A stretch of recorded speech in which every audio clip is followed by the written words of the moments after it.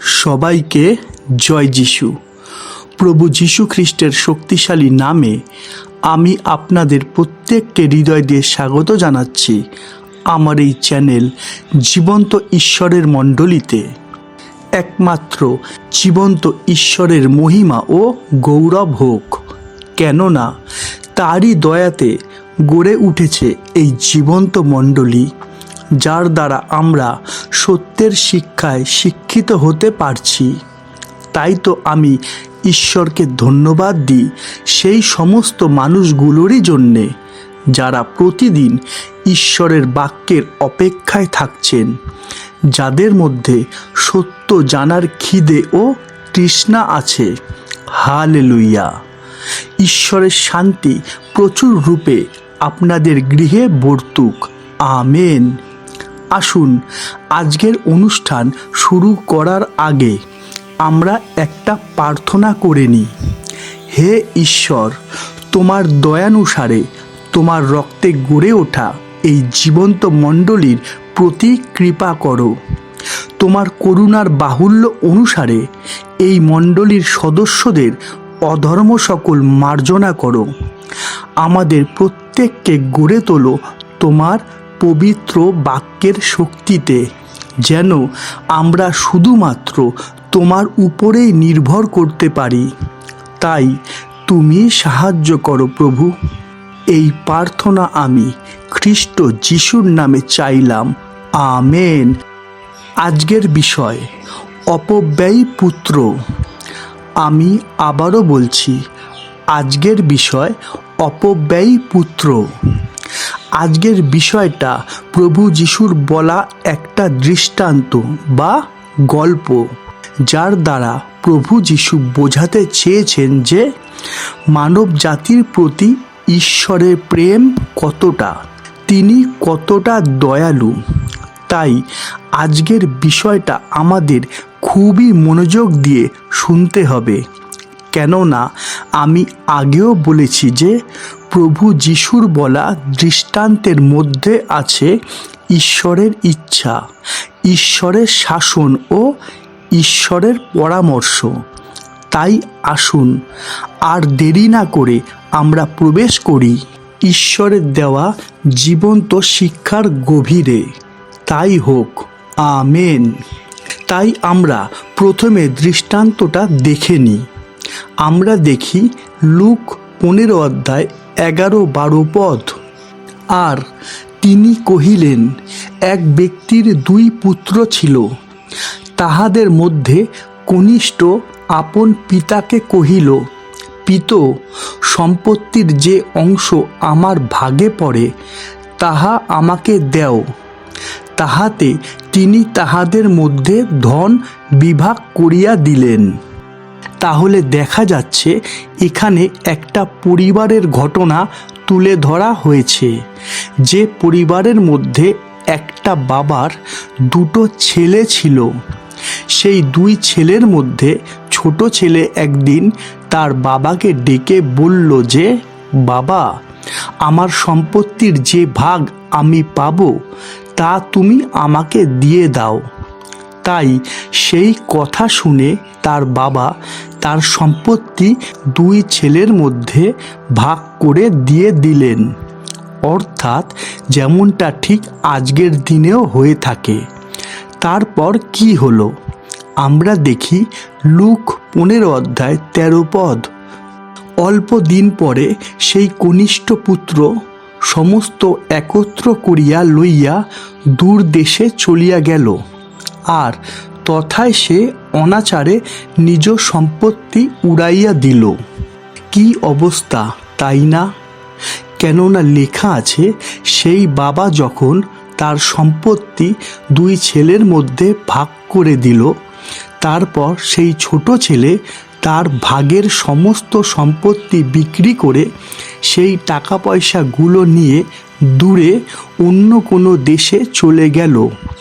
আর সেইখানে গিয়ে সেই ছোট ছেলেটা আনন্দ ফুর্তি ও বাজে খরচ করে তার সমস্ত টাকা পয়সা উড়িয়ে দিল। দেখুন, আজকের দিনে বেশিরভাগ মানুষেরই ক্ষেত্রে যা হয়, ওই দিনও তাই হয়েছিল। আর তাই তো তার ভবিষ্যতে কি হতে পারে তা আমরা প্রত্যেকেই বুঝতে পারছি, তাই না? আর হয়েছিল ঠিক তাই, যেমন লেখা আছে। আমরা দেখি লুক 15:14। সে সমস্ত ব্যয় করিয়া ফেলিলে পর সেই দেশে ভারী আকাল হইল, তাহাতে সে কষ্টে পড়িতে লাগিল। কি বোঝা যাচ্ছে তো যে যেমন কর্ম তেমন ফল। কেননা লেখাই আছে যে সেই ছোট ছেলেটা তার ভাগের সম্পত্তি নিয়ে যখন বিদেশে গিয়ে আনন্দ ফুর্তি করে তার সমস্ত টাকা পয়সা খরচ করে দিল, তখন থেকেই শুরু হলো অভাব। আর সমস্যার উপর যখন সমস্যা শুরু হলো, অর্থাৎ সেই সময় আবার সেই দেশে পড়ল আকাল, যার ফলে সেই ছোট ছেলেটার জীবনের পরিস্থিতি হতে থাকলো ভয়ঙ্কর। যেমন লেখা আছে যে সে সমস্ত ব্যয় করিয়া ফেলিলে পর সেই দেশে ভারী আকাল হইল, তাহাতে সে কষ্টে পড়িতে লাগিল। তাহলে একটু ভেবে দেখুন, একটু বোঝার চেষ্টা করুন সেই পরিস্থিতিটা।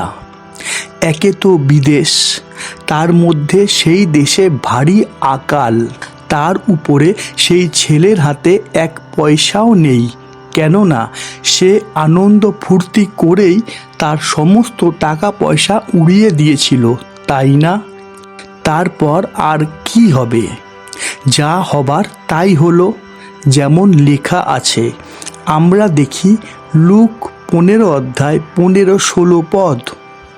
তখন সে গিয়া সেই দেশের একজন গৃহস্থের আশ্রয় লইল, আর সে তাহাকে শূকর চড়াইবার জন্য আপনার মাঠে পাঠাইয়া দিল। তখন শূকরে যে শুটি খাইত, তাহা দিয়া সে উদর পূর্ণ করিতে বাঞ্ছা করিত, আর কেহই তাহাকে দিত না।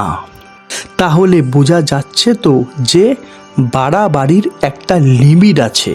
কেননা আমাদের ভুল কাজের বা পাপের শাস্তি অবশ্যই আছে। কেননা আমরা যদি গর্ত খুঁড়ি, তবে সেই গর্তে অবশ্যই আমরা একদিন পড়বই। যেমন লেখা আছে, আমরা দেখি উপদেশক 10:8। যে খাত খনন করে সে তাহার মধ্যে পড়িবে। আমি আবারও পড়ছি, যে খাত খনন করে সে তাহার মধ্যে পড়িবে।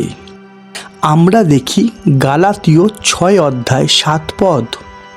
তোমরা ভ্রান্ত হইও না, ঈশ্বরকে পরিহাস করা যায় না, কেননা মনুষ্য যাহা কিছু বুনে তাহাই কাটিবে।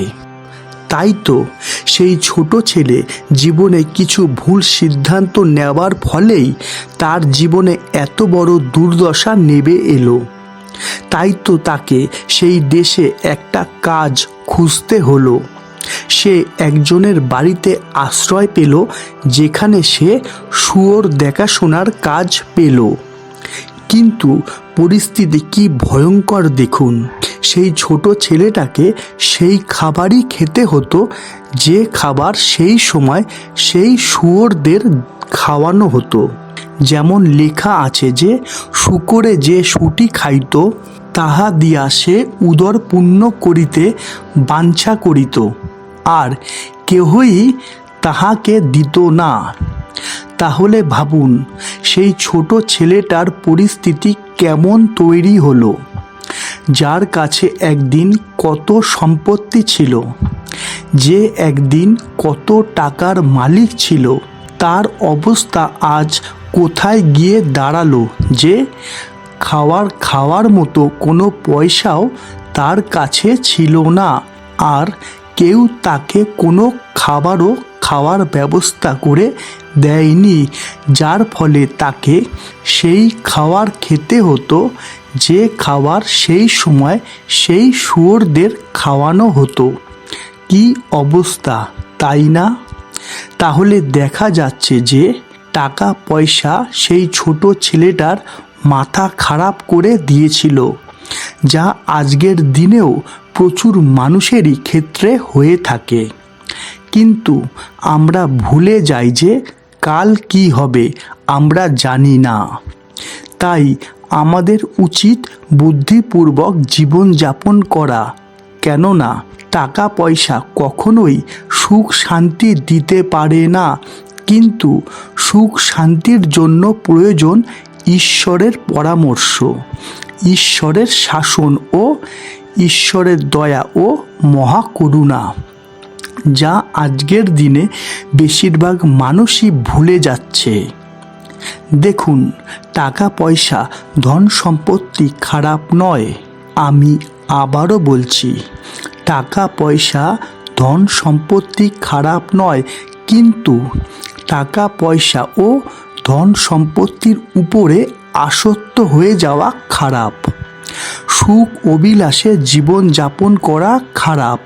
যেমন লেখা আছে, আমরা দেখি 1 তিমথিও 6:10।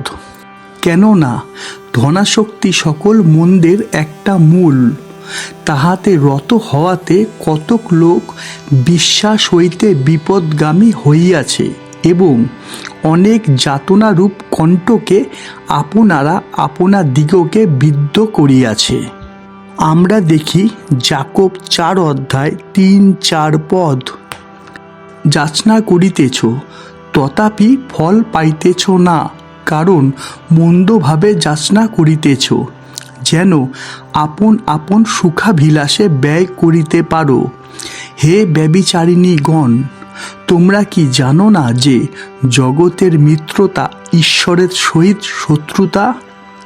সুতরাং যে কেহ জগতের মিত্র হইতে বাসনা করে, সে আপনাকে ঈশ্বরের শত্রু করিয়া তুলে।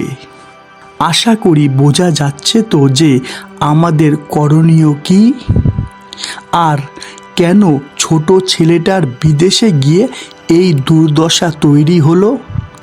তারপর কি হলো আমরা দেখি লুক 15:17-19। কিন্তু চেতনা পাইলে সে বলিল, আমার পিতার কত মজুর বেশি বেশি খাদ্য পাইতেছে, কিন্তু আমি এখানে ক্ষুধায় মরিতেছি। আমি উঠিয়া আমার পিতার নিকটে যাইব, তাহাকে বলিব, পিতো, স্বর্গের বিরুদ্ধে এবং তোমার সাক্ষাতে আমি পাপ করিয়াছি। আমি আর তোমার পুত্র নামের যোগ্য নই। তোমার একজন মজুরের মতো আমাকে রাখো। কি এইবার সেই ছোট ছেলেটার ঘুম ভেঙেছে, তাই না? কেননা লেখা আছে, এত সমস্যার মধ্যে পড়ার পর তার চেতনা হলো। তাহলে এখান থেকে আমরা কি শিখতে পারি? কখনো কখনো সমস্যা ভালো। হ্যাঁ, কখনো কখনো সমস্যা ভালো, কেননা জীবনে সমস্যা না এলে আমরা কোনোদিনও চেতনা পাব না। যেমনটা ঠিক সেই ছোট ছেলেটার সাথে ঘটল। কিন্তু আমাদের একটাই কথা যে ঈশ্বর কি করলো, তাই না? কিন্তু কখনো কি আমরা ভেবে দেখেছি যে আমরা কি করছি? কেন আজ আমাদের এই রকম অবস্থা? দেখুন, এই দৃষ্টান্তের দ্বারা আমরা শিখতে পারলাম যে সেই ভয়ানক পরিস্থিতি উৎপন্ন না হলে কোনোদিনও সেই ছোট ছেলেটা তার ভুল বুঝতে পারতো না। কিন্তু পরিস্থিতি ভয়ানক হওয়ার জন্যই সে চেতনা পেল, সে তার ভুল বুঝতে পারল, তাই না? দেখুন, এই বিষয়টা আমি খুবই সহজ উদাহরণ দিয়ে বোঝাবার চেষ্টা করছি। দেখুন, আমরা সবাই জানি যে মারাত্মক ঝড় উঠলে প্রচুর ক্ষতি হয়ে যায়, তাই না? তাই তো আমরা ঝড় ভয় পাই। কিন্তু মাথায় রাখবেন যে জীবনের সমস্ত ঝড় আপনার ক্ষতি করার জন্য ওঠে না। হ্যাঁ, জীবনের সমস্ত ঝড় আপনার ক্ষতি করার জন্য ওঠে না, কিন্তু কিছু ঝড় আছে যা আপনার রাস্তা পরিষ্কার করে দেয়, যেমনটা ঠিক সেই ছোট ছেলেটার জীবনে হয়েছিল। তাই তো সে মনে চেতনা পেল, তাই তো সে তার ভুলটা বুঝতে পারল। যেমন লেখা আছে যে সেই ভয়ানক পরিস্থিতির মধ্যে দিন কাটাবার পর তার মনে হলো যে আমি আজ এইখানে যে খাবার খাচ্ছি তার থেকে অনেক বেশি আর অনেক ভালো খাবার তারা পায় যারা আমার বাবার কাছে কাজ করছে। তাই আমি আমার বাবার কাছে ফিরে যাব।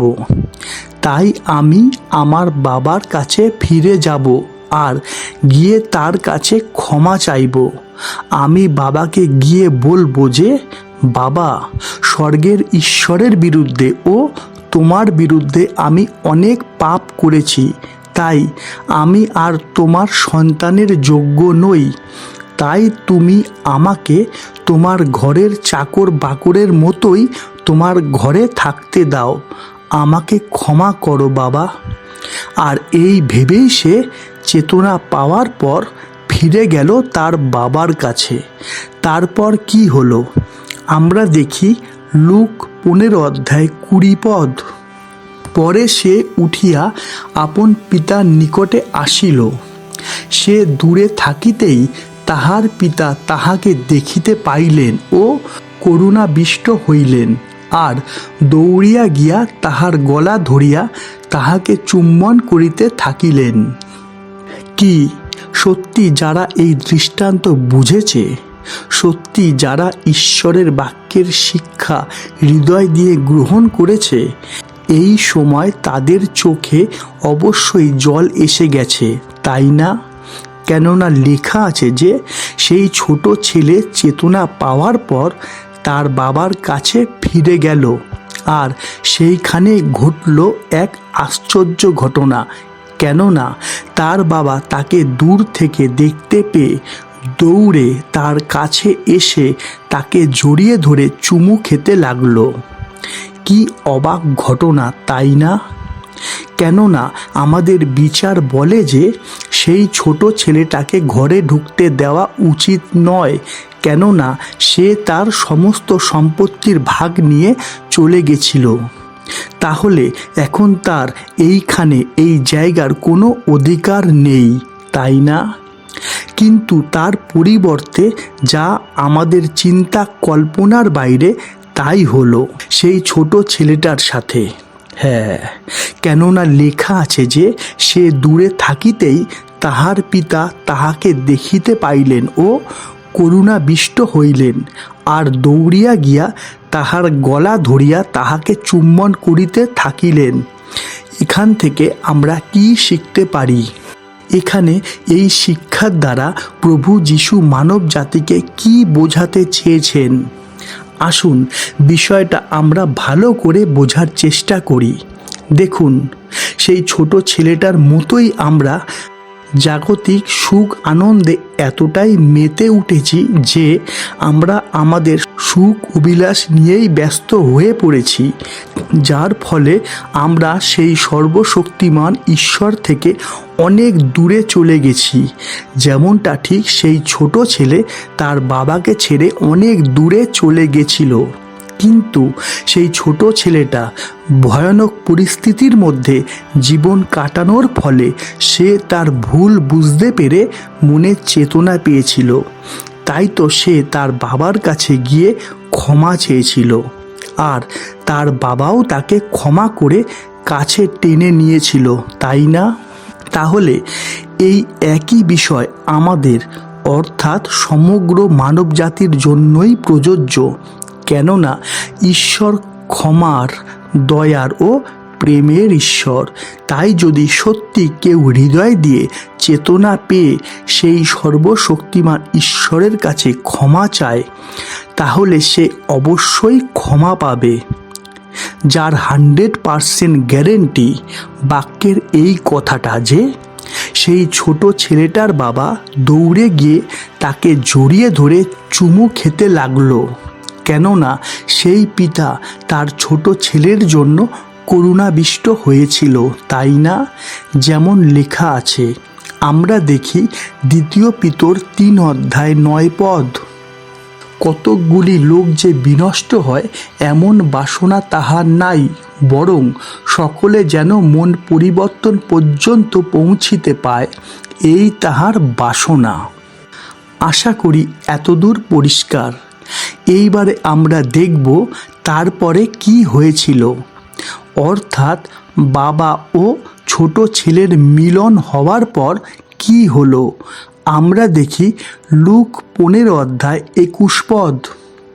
তখন পুত্র তাহাকে কহিল, পিত, স্বর্গের বিরুদ্ধে ও তোমার সাক্ষাতে আমি পাপ করিয়াছি, আমি আর তোমার পুত্র নামের যোগ্য নই।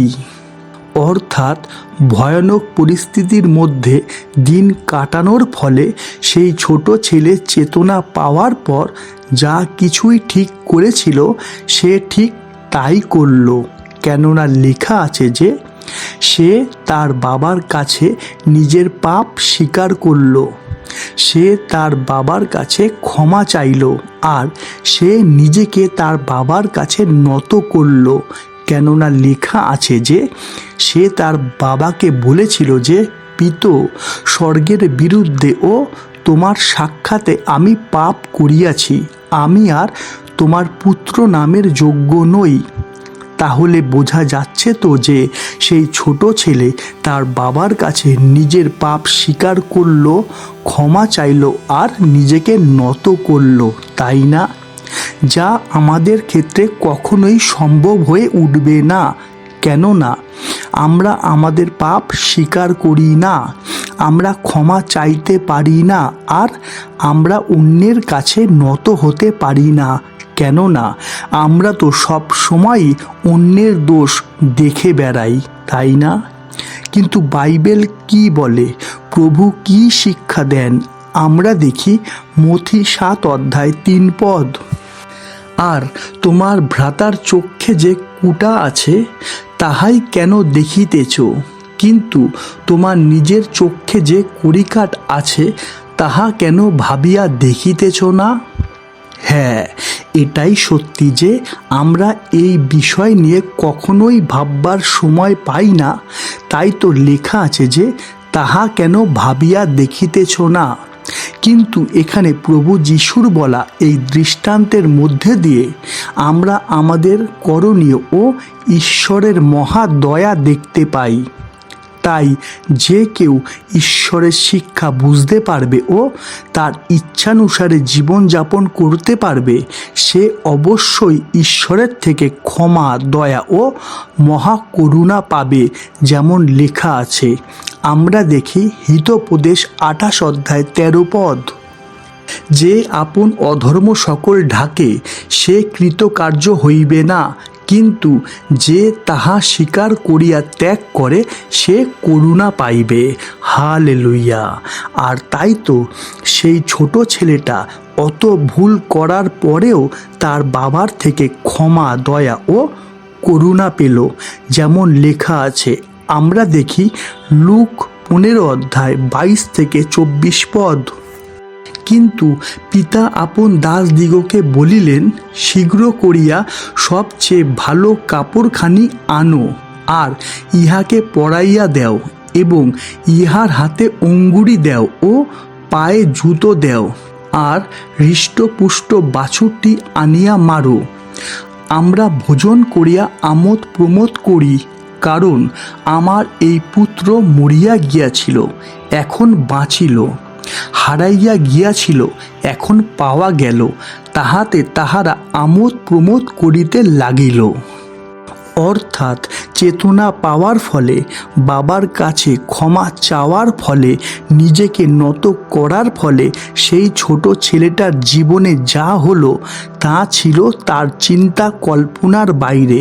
কেননা লেখা আছে, তার বাবা তাদের বাড়ির চাকরদের আদেশ করলেন যে, তোমরা গিয়ে সব থেকে ভালো কাপড় এনে আমার ছেলেকে পরাও, আমার ছেলের হাতে আংটি দাও, তার পায়ে জুতো পরাও, আর আমাদের পশুপাল থেকে সব থেকে ভালো বাছুরটাকে মারো, ভালো করে রান্না বান্না করো, কেননা আমার ছেলে মরে গেছিল কিন্তু এখন সে বাঁচল। আমার ছেলে হারিয়ে গেছিল কিন্তু এখন তাকে পাওয়া গেছে। তাই সেই দিন সেই ঘরের মধ্যে মারাত্মক আনন্দ করা হয়েছিল। আশা করি সমস্তই পরিষ্কার। কিন্তু এখানে একটা প্রশ্ন আছে, আর তা হলো সেই বাবা এমন কথা কেন বলল যে আমার ছেলে মারা গেছিল কিন্তু এখন বাঁচল?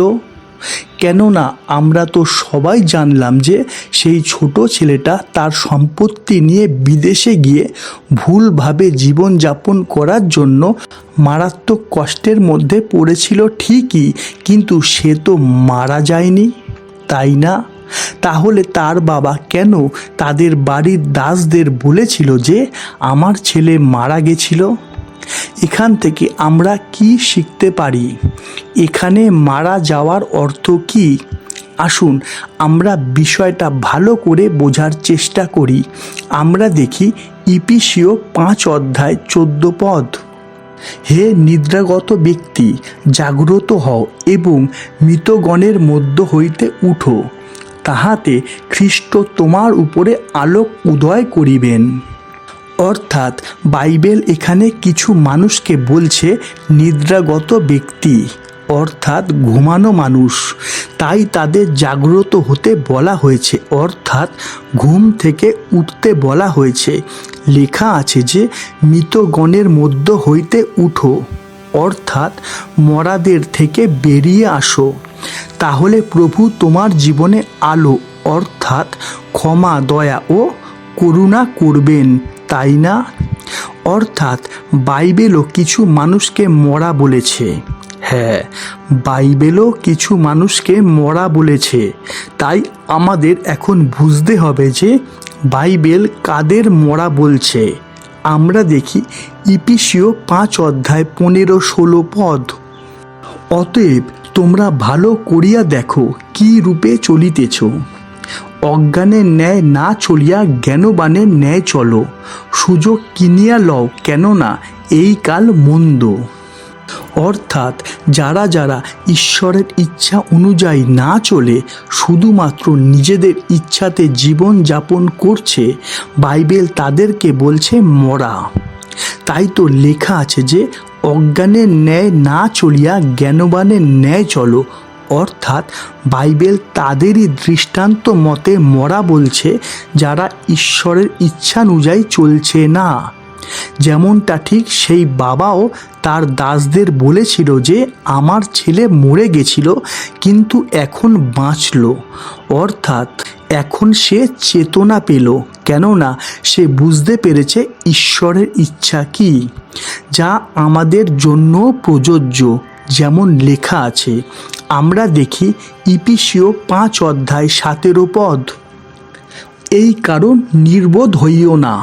হ্যাঁ, এই কারণ নির্বোধ হইও না, কিন্তু প্রভুর ইচ্ছা কি তাহা বুঝো। আশা করি বিষয়টা জলের মতোই পরিষ্কার, তাই না? তাই তো সেই বাবা তার ছোট ছেলেটার উদ্দেশ্যে বলেছিল যে আমার ছেলে হারিয়ে গেছিল কিন্তু এখন পাওয়া গেছে, যা আজ আমাদের ক্ষেত্রেও প্রযোজ্য। কেননা আজ এই পৃথিবীর মানব জাতির মধ্যে প্রচুর মানুষই হারিয়ে গেছে। তাই তো প্রভু যিশু এই পৃথিবীতে এসেছিলেন। হ্যাঁ, তাই তো প্রভু যিশু এই পৃথিবীতে এসেছিলেন, যেমন লেখা আছে। আমরা দেখি লুক 19 অধ্যায় 10 পদ। কারণ যাহা হারাইয়া গিয়াছিল তাহার অন্বেষণ ও পরিত্রাণ করিতে মনুষ্যপুত্র আসিয়াছেন। হালেলুইয়া। কি তাহলে আমরা বুঝতে পারলাম তো যে সেই বাবা তার ছোট ছেলেটার উদ্দেশ্যে কেন বলেছিলেন যে আমার পুত্র মরে গেছিল কিন্তু এখন বেঁচে উঠেছে, আমার পুত্র হারিয়ে গেছিল কিন্তু এখন পাওয়া গেছে, যা আমাদের ক্ষেত্রেও প্রযোজ্য, তাই না? তারপর কি হলো? আমরা দেখি লুক 15 অধ্যায় 25-26 পদ। তখন তাহার জ্যৈষ্ঠ পুত্র ক্ষেত্রে ছিল। পরে সে আসিতে আসিতে যখন বাটির নিকটে পৌঁছিল, তখন বাদ্য ও নৃত্যের শব্দ শুনিতে পাইল। আর সে একজন দাসকে কাছে ডাকিয়া জিজ্ঞাসা করিল, এ সকল কি? দেখুন, সব ঠিকই চলছিল। হ্যাঁ, সব ঠিকই চলছিল, কিন্তু সেই সময় ঘটে গেল অন্য এক ঘটনা।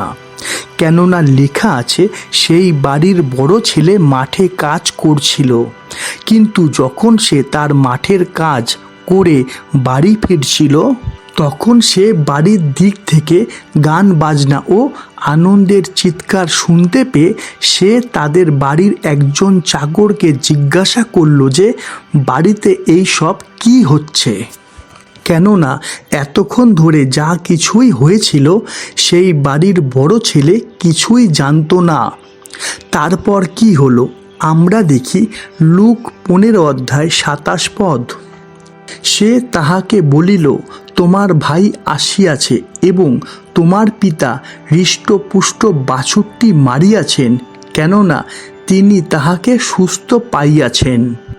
অর্থাৎ সেই সময় ঘটে যাওয়া সমস্ত ঘটনাটা সেই দাস সেই ঘরের বড় ছেলেকে বলল। কিন্তু সমস্ত কিছু শোনার পর সেই বড় ছেলে মারাত্মক রেগে গেল। যেমন লেখা আছে, আমরা দেখি লুক 15:28 তাহাতে সে ক্রুদ্ধ হইয়া উঠিল, ভিতরে যাইতে চাহিল না। তখন তাহার পিতা বাহিরে আসিয়া তাহাকে সাধ্য সাধনা করিতে লাগিলেন। হ্যাঁ, ঠিক যা হবার তাই হলো। সেই ঘরের বড় ছেলে সমস্ত ঘটনা শোনার পর রেগে গিয়ে ঘরের ভিতরে গেল না, কিন্তু রাগ করে ঘরের বাইরেই দাঁড়িয়ে রইল। আর এই সমস্ত জানতে পেরে সেই বাবা ঘরের বাইরে এলো তার বড় ছেলের সঙ্গে দেখা করতে, তার সঙ্গে কিছু আলোচনা করতে। তারপর কি হলো আমরা দেখি লুক 15:29-30 কিন্তু সে উত্তর করিয়া পিতাকে কহিল, দেখো, এত বৎসর আমি তোমার সেবা করিয়া আসিতেছি, কখনো তোমার আজ্ঞা লঙ্ঘন করি নাই। তথাপি আমাকে কখনো একটি ছাগবৎসও দেও নাই, যেন আমি নিজ মিত্রগণের সহিত আমোদ প্রমোদ করিতে পারি।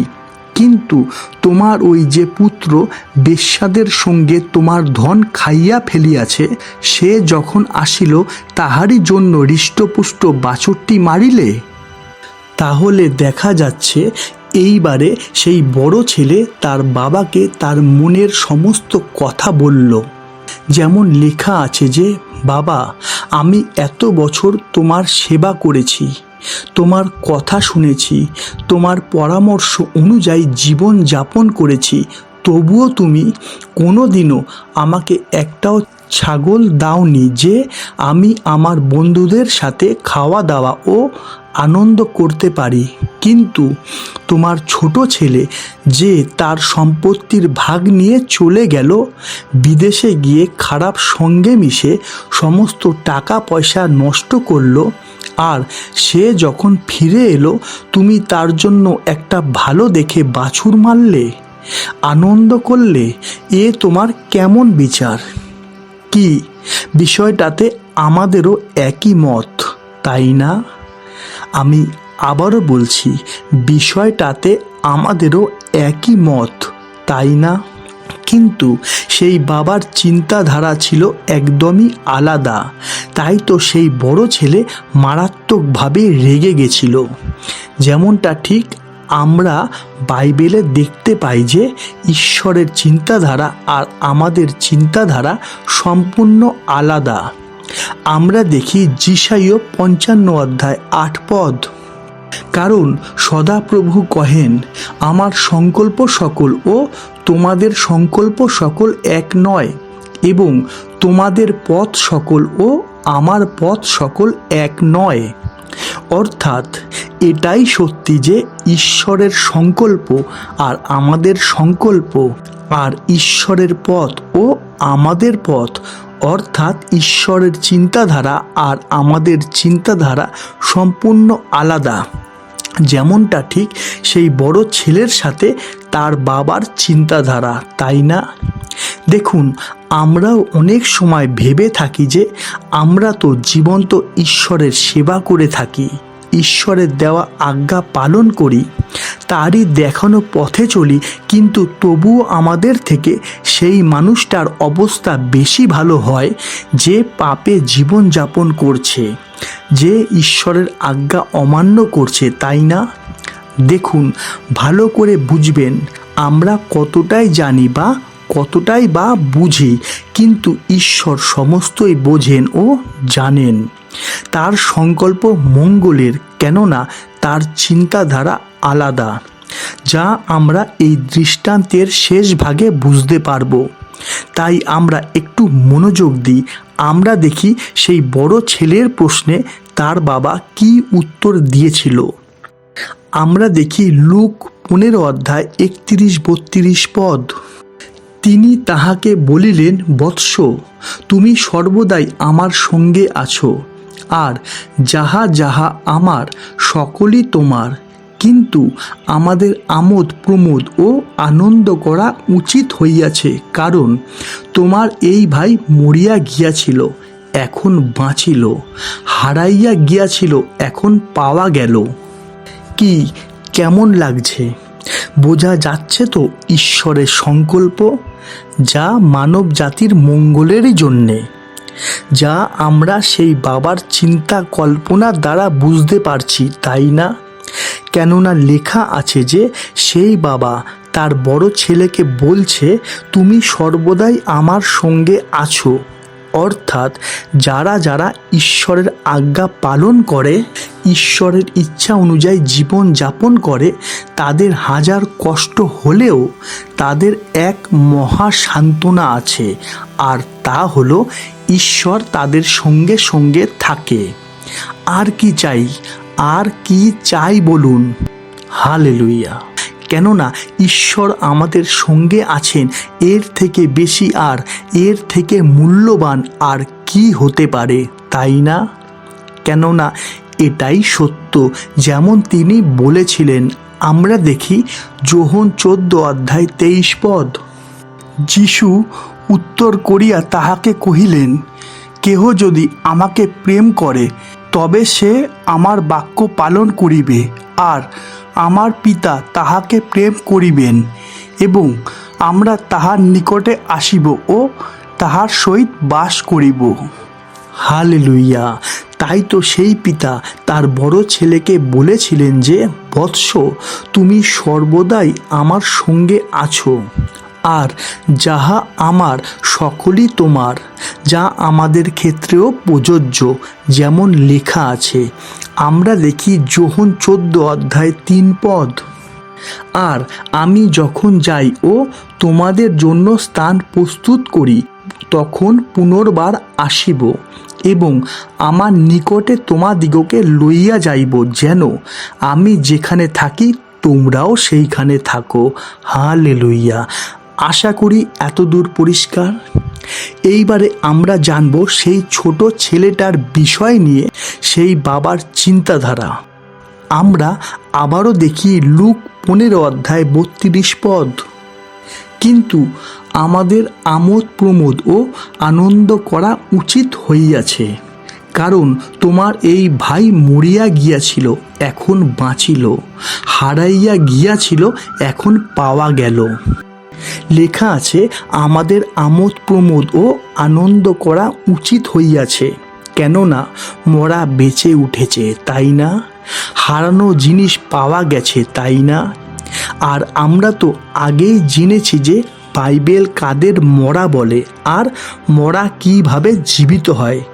তাই তো কোনো পাপী মানুষ যখন মন ফিরায়, প্রভুর পথে চলতে শুরু করে, তখন সত্যি স্বর্গরাজ্যে আনন্দ করা হয়ে থাকে। হ্যাঁ, তখন সত্যি সত্যি স্বর্গরাজ্যে আনন্দ করা হয়ে থাকে, যা এই দৃষ্টান্তের মধ্যে হারিয়ে যাওয়া ছেলেকে ফিরে পেয়ে তার বাবা আনন্দ করছে, যেমন লেখা আছে। আমরা দেখি লুক 15:10 তদ্রূপ আমি তোমাদিগকে বলিতেছি, একজন পাপী মন ফিরাইলে ঈশ্বরের দূতগণের সাক্ষাতে আনন্দ হয়। হালেলুইয়া। তাহলে আমরা বুঝতে পারলাম তো যে ঈশ্বরের পরিকল্পনা কেমন। যেমনটা ঠিক এই দৃষ্টান্তের মধ্যে সেই বাবা তার বড় ছেলেকে বুঝিয়েছে, তাই না? কেননা ঈশ্বর চায় না যে একটা মানুষও বিনষ্ট হোক, কিন্তু তার ইচ্ছা যেন প্রত্যেকটা মানুষই পরিত্রাণ পায়। তাই তো তিনি বিশ্বপিতা। হালেলুইয়া। আশা করি আজকের বিষয় অপব্যয় পুত্র এই দৃষ্টান্ত থেকে আমরা অনেক কিছুই শিখতে ও জানতে পারলাম, তাই না? আমরা বুঝতে পারলাম যে কেন বলা হয়ে থাকে যে ঈশ্বর দয়ার, ক্ষমার ও প্রেমের ঈশ্বর। ঈশ্বর প্রত্যেককে পরিবর্তন করুন ও চেতনা প্রদান করুন। আমেন। যীশু খ্রিস্ট দ্বারা সেই একমাত্র প্রজ্ঞাবান ঈশ্বরের গৌরব যুগ পর্যায়ের যুগে যুগে হোক। আমেন। আজ এতটাই। আবার দেখা হবে ঈশ্বরের জীবন্ত বাণীর নতুন কোনো শিক্ষা নিয়ে। ততক্ষণ সবাইকে জয় যিশু, জয় যিশু, জয় যিশু।